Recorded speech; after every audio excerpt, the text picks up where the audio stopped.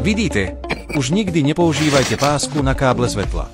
Teraz sa používajú tieto vysokovýkonné rýchlospojky.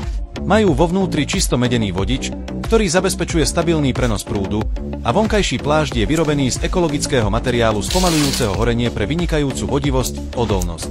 Toto je reflektor. Bodový reflektor je pripojený k napájaciemu zdroju.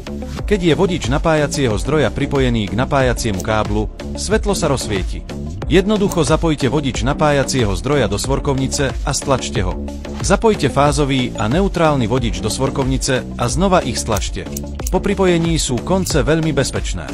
Je to oveľa pohodlnejšie a bezpečnejšie ako omotávanie vodičov páskou.